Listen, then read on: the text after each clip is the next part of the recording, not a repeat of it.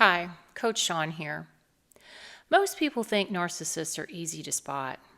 They imagine someone loud, arrogant, obsessed with themselves. But some of the most damaging narcissists don't look like that at all. They're quiet, they're charming. They often appear humble, sensitive, and even wounded. That's the covert malignant, and they're the worst. In fact, many people spend years with a covert narcissist before realizing what's actually happening. And by then, they're exhausted, confused, and questioning themselves. And wondering how they became the villain in someone else's story. Today, we're going to talk about 7 signs that you're dealing with a covert, malignant narcissist. And if you've ever found yourself constantly apologizing, constantly explaining yourself, and you're constantly wondering if you're the problem, this video is for you. Sign number 1, they are always the victim. No matter what happens, they somehow are always the injured party. You bring up a concern, now you've hurt their feelings. You tried to discuss a problem, you're attacking them, and you're wanting an argument. You express disappointment, now they're devastated by your lack of appreciation. A covert narcissist has an incredible ability to shift attention away from their behavior and onto their pain. Before you know it, you're confronting the person who hurt you, and that's exactly what they want you to do. Sign number 2, they use guilt as a weapon. Healthy people communicate their needs. The covert narcissist doesn't do that. They use guilt. Instead of saying what they want directly, they'll make you feel bad until you just give it to them. They push, push, push, and you really don't understand what's going on because they don't communicate with you. You may hear things like, after everything I've done for you, or I put you on a pedestal. It's emotional manipulation disguised as hurt feelings.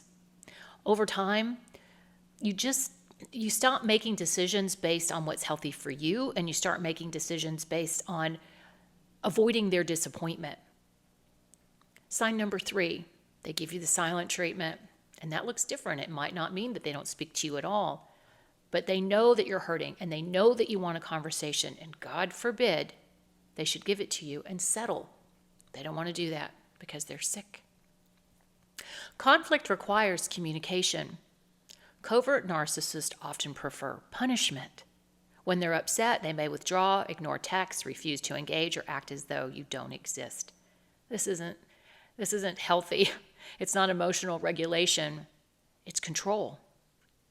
The goal is to make you anxious enough to come back and apologize even when you've done nothing wrong.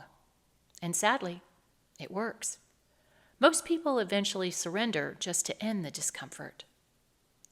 Sign number 4, they are passive-aggressive instead of honest. Instead, they use sarcasm, backhanded compliments, subtle insults, and little digs that leave you wondering whether you imagined them. Was there some kind of undertone there? For example, I was just joking, or you're too sensitive, or you always want to start an argument, or you're always upset, or there's always something wrong. It's not about you. It's about shut up and get back in your corner. It's always what they want you to do. Just shut up. The moment you call it out, they deny it. Now you're defending your reaction instead of addressing their behavior. And once again, the focus shifts away from you and back onto them. Sign number 5, they secretly need constant validation. And this is exhausting for those of us who've been married to one, especially for decades. I mean, unload the dishwasher and you better get on the floor and worship the ground they walk on and kiss their feet. It is the most crazy thing you've ever seen. While overts demand open attention, coverts seek it indirectly. They fish for compliments, they exaggerate their hardships and how wonderful they are. They're always misunderstood, and they're always the victim. They want reassurance, sympathy, and admiration when they don't even deserve it most of the time. Nothing is ever enough. No matter how much support, love, or validation you provide, the need never disappears. They want more, more, more. That's why the grass is always greener, and they need multiple supply. They can't be happy with one person. They don't even know how to be happy within themselves. Remember, the issue isn't you. The issue is an empty bucket that no one can fill. It's impossible. Sign number 6, they rewrite history. This is one of the most damaging behaviors. A covert narcissist often changes the story to protect their image. Events get altered, conversations get twisted. Oh, the wonderful promises, the pledges that they make are totally forgotten. Suddenly what happened isn't what happened. What you remember isn't what you remember, and somehow you're always responsible. Over time, you begin questioning your own memory, your own judgment, and your own reality. That's why so many survivors say they felt like they were losing their minds. They weren't. They were being manipulated. Sign number 7, they make you feel like you're never enough. That's one of the most painful ones of all. No matter how much you give, no matter how hard you try, no matter how many sacrifices you make, you will always be failing. They will always let you know how you don't measure up. A covert narcissist often keeps people chasing approval that never comes. The goalpost is constantly moved. The standard is constantly changed. You'll never be on the same page.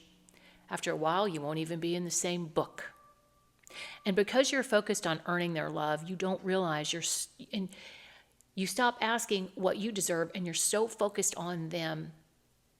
One of the hardest things about dealing with a covert narcissist is that there are rarely obvious bruises, but the psychological damage is deep.